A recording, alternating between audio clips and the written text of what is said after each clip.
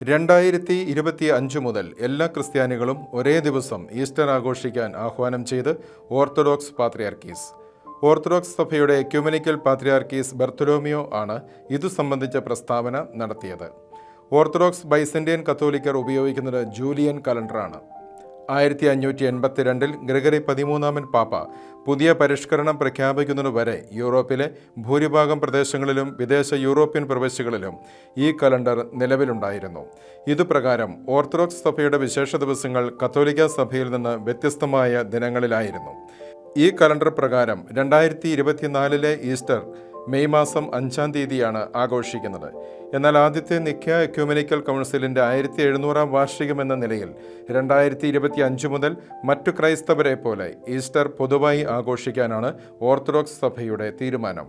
സഭയിലെ ആഘോഷങ്ങൾ ക്രൈസ്തവർ തന്നെ വിവിധ ദിവസങ്ങളിൽ ആഘോഷിക്കുന്നത് അനുചിതമാണെന്നും ഇതു സംബന്ധിച്ച പ്രസ്താവനയിൽ പാത്രിയാർക്കീസ് പറഞ്ഞു. നേരത്തെ 2025 പ്രാധാന്യത്തെക്കുറിച്ച് പ്രതിപാദിക്കവേ ഈസ്റ്റർ ആഘോഷം ഏകീകരിക്കേണ്ടതിൻ്റെ ആവശ്യകതയെക്കുറിച്ച് ഫ്രാൻസിസ് പാപ്പായും പ്രസ്താവന നടത്തിയിരുന്നു. പുതിയ തീരുമാനം സഭകളുടെ ഐക്യത്തിൻ്റെ അടയാളമായിരിക്കുമെന്ന് പാത്രിയാർക്കീസ് പറഞ്ഞു.